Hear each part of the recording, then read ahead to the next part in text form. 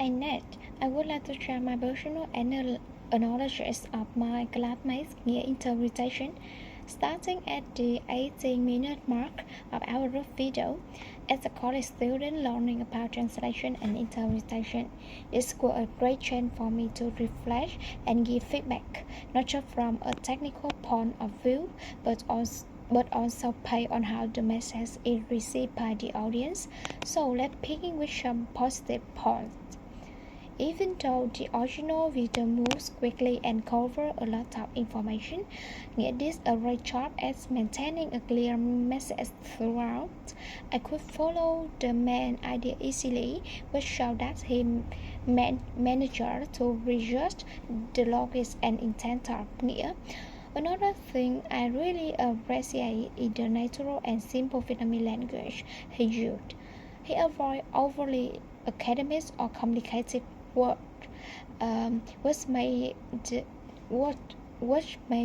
the interpretation more accessible for everyday listeners. This is really important in spoken translation, where the goal is communication, not just accuracy.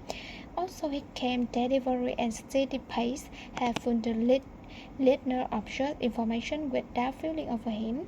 He didn't rush and stumble, and that made a bit different in how confident and professional the interpretation sounded. Now, moving on to some area for improvement. First, I noticed that some technical terms and ideas, especially those related to marketing, were a bit oversimplified. This can sometimes lead to a loss of meaning or depth, especially if the audience has some background in the topic.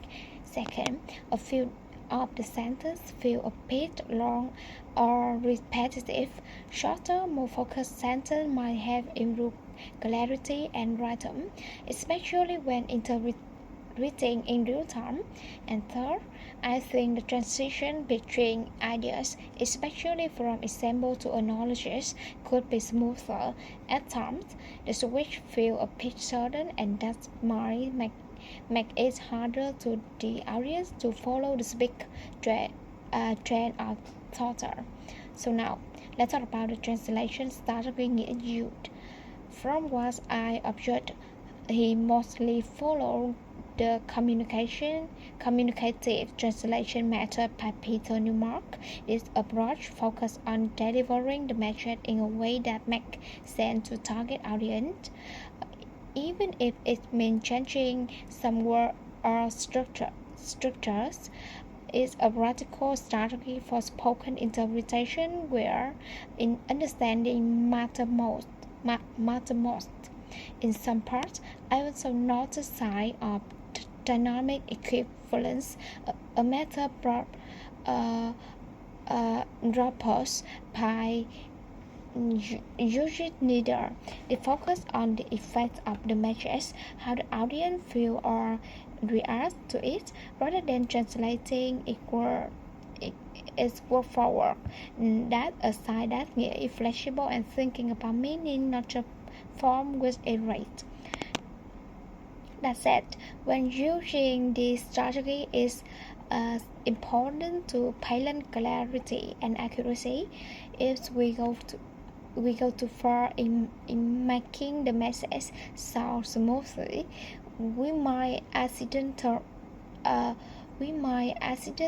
lose important details from the original. In this part, you focus on how fast food companies use marketing strategy to influence uh, consumer behavior, and how those strategies impact public health and social inequality. My analysis here will focus on three main aspects: accuracy, expression, and the translation method that is used. Let's start with some strength in meaning delivery. One example is the sentence, customers spend more on averages at kiosks because they linger longer.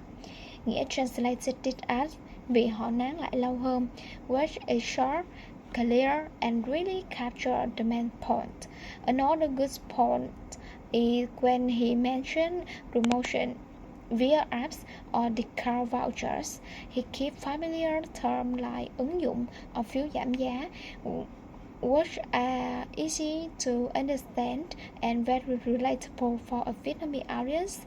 That kind of choice makes the interpretation more accessible.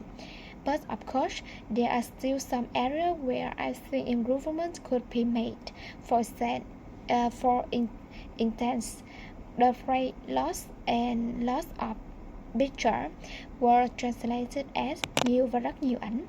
While that not incorrect, it doesn't fully capture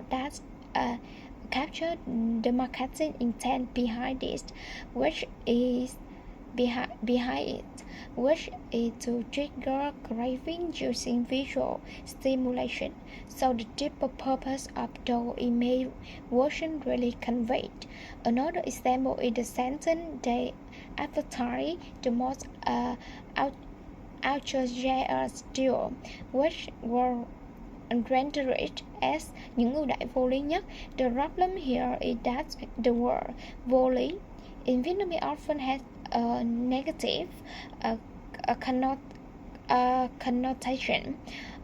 It so like something unreasonable apart feel more shocking in a fun or persuasive way, like it's part of a marketing gimmick.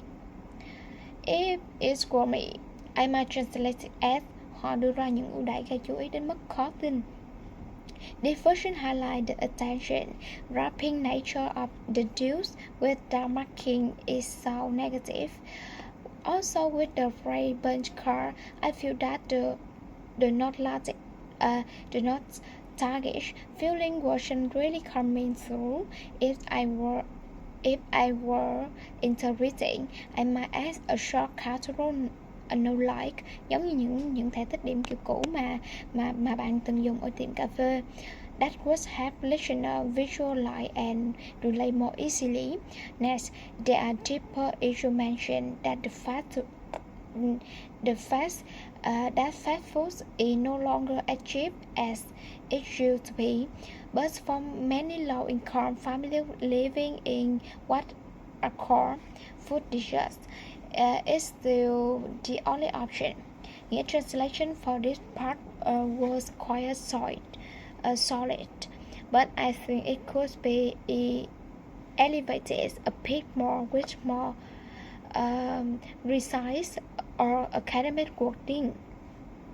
Instead of saying something like nơi khan hiếm thực phẩm thu nhập thấp, I would suggest khu vực thiếu tiếp cận thực phẩm lành mạnh thường gắn liền với mức thu nhập thấp.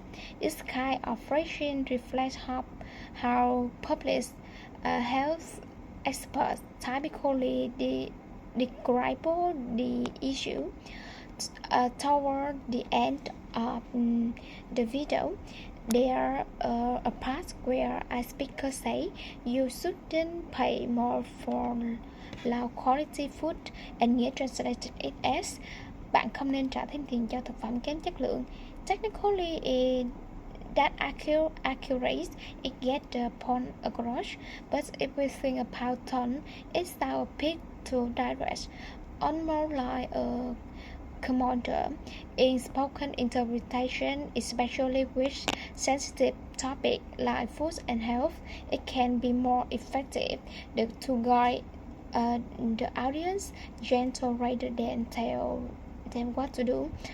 If it were me, I may say something like thức ăn nhanh tuy tiện lợi nhưng mà cũng nên tỉnh táo vì có nhiều chiêu trò marketing rất tinh vi khiến mình dễ chi nhiều tiền hơn cho những bữa ăn không thật sự tốt cho sức khỏe.